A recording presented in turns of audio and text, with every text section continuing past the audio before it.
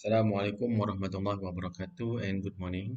So today we will going to continue our previous discussion about rule number 7, which is about angle of departure or angle of arrival.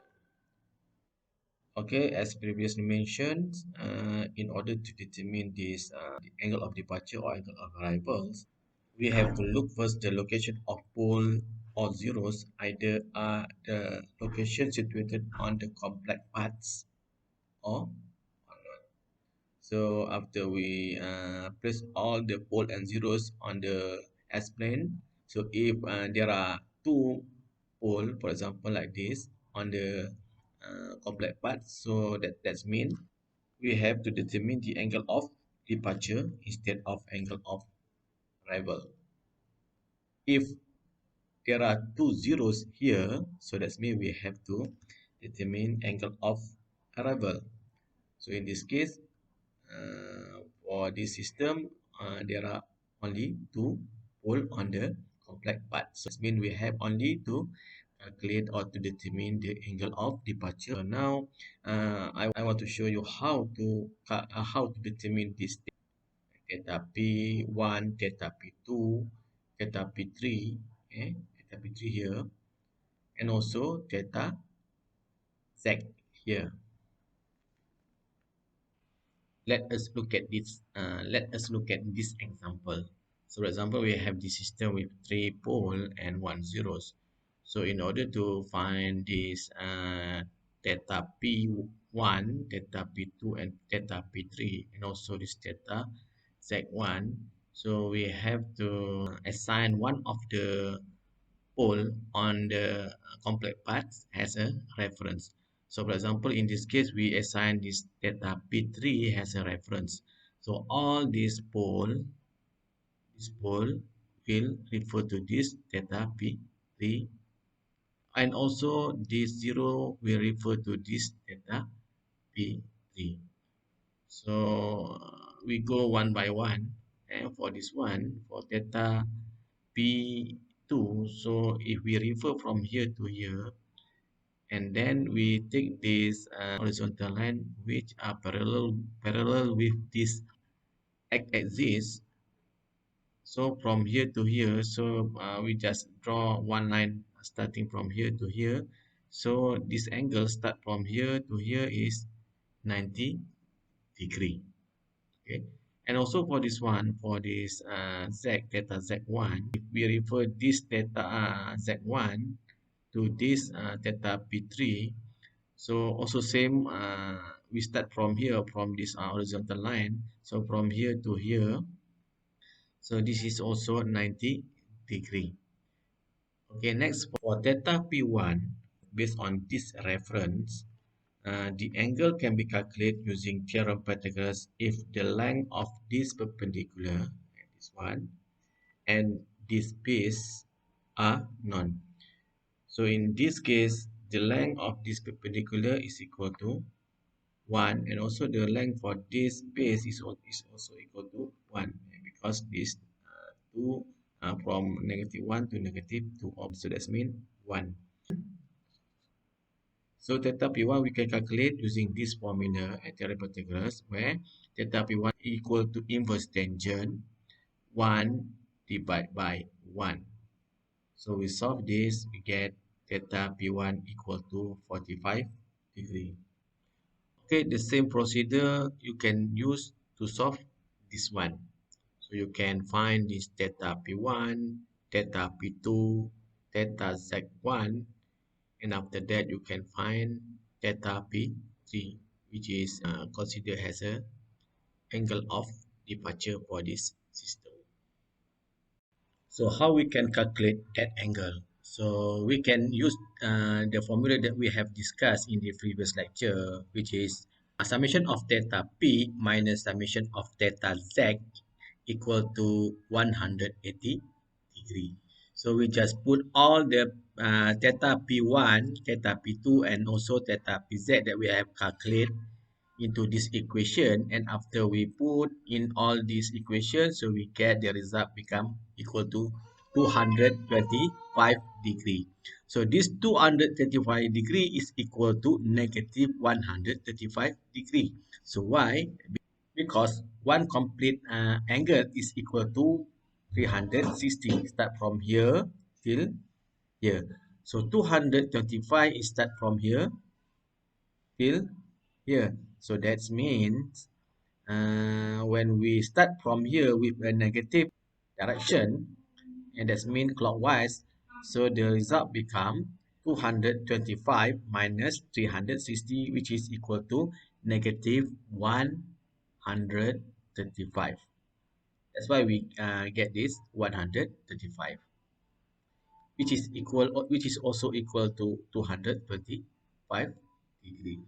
So based on this value and negative 135 from here to here, so we can conclude that when k is increased, so this location of hole will move to the infinity through this angle. And also because locus should be symmetry to the real axis, so this angle of departure for this pole become positive 135. So that means this angle of departure will go to infinity through this angle 135. Based on several rules that you have learned, let us go through this example. A unity feedback system has the open loop transfer function given by this equation, this transfer function, and gs equal to k divided by s plus 2 times s squared plus 6s plus 10. So from this information, so determine the open loop poles and zeros for the system. Second, calculate the angle of asymptote and theta A and the intersection of asymptote with the real axis. Next, find the angle of departure.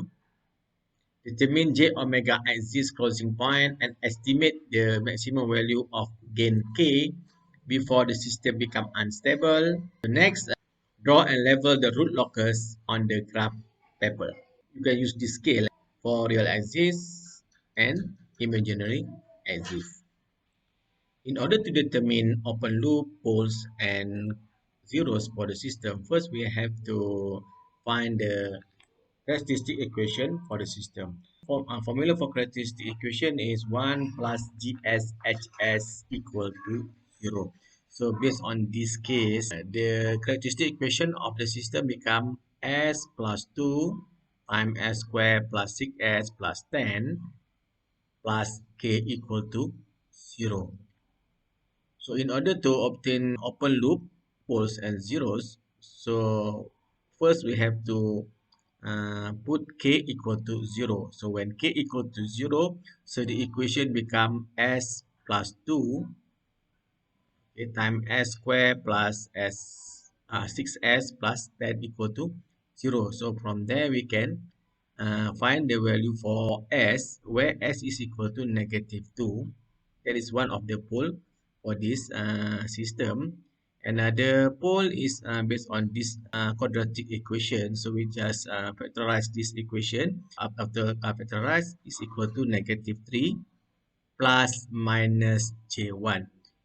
That means the open loop poles for the system is negative 2, negative 3 plus j1, and negative 3, negative j1.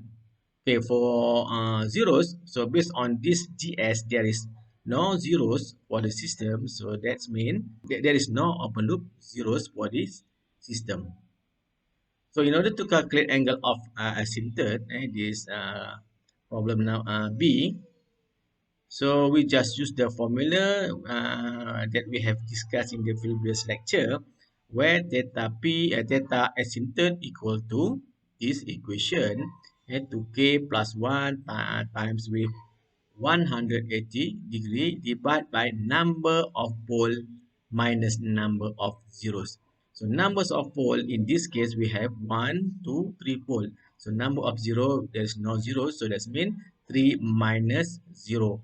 So that means this one become 3. So with this value of k, we just put integer start from 0 to infinity. So in this case, we just put k equal to 0, k equal to 1, 2, and so on. So when we put k equal to 0, so we get the value for this theta A is equal to 60 degree. So when k is equal to 1, so you just put this in this equation. So after we calculate, we get 180 degree. When k equal to 2, the value become 300 degree. So when we put this k equal to 3, so this value theta A become more than 360. So that means we just stop at 300 at only k equal to 2, because when k equal to 3, so the angle will more than 360. So that means angle of asymptote for this system is 60 degree, 100 degree, and 300 degree. So where this angle of departure occurs, and that we call intersection of asymptote. So we can use this formula to identify the intersection of the asymptote, where sigma A equal to summation of poles minus summation of zero divided by number of poles minus numbers of zeros. So for this summation of poles, we just add all these poles, and then the equation become -2 minus 3 minus j minus 3 plus j divided by this one, because we have three poles and without zero, so this one 3 minus 0 become 3. So after we add all these poles, so we get -8 divided by this one 3, so this one equal to -2.67. So that means this angle of asymptote theta A occurs at this point -2.67. So this is we call intersection of the asymptote. Okay, next. For angle of departure, we can obtain angle of departure. First, we have to identify the location of pole, and we have to assign one of the pole at the complex part as a reference. So in this case, we assign this theta 1 as a reference. So all these pole we refer to this theta 1. And then we have to calculate the angle for each pole before we can use the formula for angle of departure to obtain this theta 1. As previously discussed, in order to obtain this theta 1, so we have to identify this theta 3 and also this theta 2. So this can be done by do the same thing like what I have mentioned before. So after we obtain this theta 2 and theta 3, so we just apply the formula for angle of departure, and based on that formula we just put all this theta 2 theta 3 inside this formula, and then we get theta 1 is equal to 315 or -45 degree. Next, to determine j omega axis crossing, so we have to apply root Hurwitz table. So before we can apply root Hurwitz table, we have to find the characteristic equation in polynomial form. So after we do that, so we get the characteristic equation in polynomial form is s power of 3 plus 8s squared plus 22s plus 20 plus k. Okay, based on this characteristic equation, we just put inside this table. Okay, where the higher order for s is s power of 3, we just put based on high order to the lower order here. So s power of 3, s power of 2, s power of 1, and s power of 0. So we just put this the coefficient for the odd coefficient based on this characteristic equation. This one we just put 1 and based on this coefficient, and this column we put 22, which is based on this coefficient. So for the next row, we just select this even coefficient, which is 8, and we just put here 8. And then next even coefficient is 20 plus k, we just put this one 20 plus k. And after you fill in all this based on what you have learned in control system fundamental, so you can find the value of K maximum. So in this case, K equal to 156. Next, based on auxiliary equation at s power of 2, so we can use this equation to obtain the j omega crossing. So how? We just take this value, this one 8 s power of 2 plus 20 plus k equal to 0. So from here, we can find the value of s, where s is equal to plus minus j 4.4159. So this is the j omega crossing point. That means when k is equal to 156, so the poles location are on the j omega axis. Based on information that we have calculated, we can plot the root locus. We start to draw real axis and imaginary axis, and then put the location of poles. Okay, and then start with information about asymptote. Next, we put the information about this j omega crossing. Okay, and then with the angle of departure that we have calculated, we can draw the root locus like this. Okay, that's all for today. So see you in the next lecture. Thank you.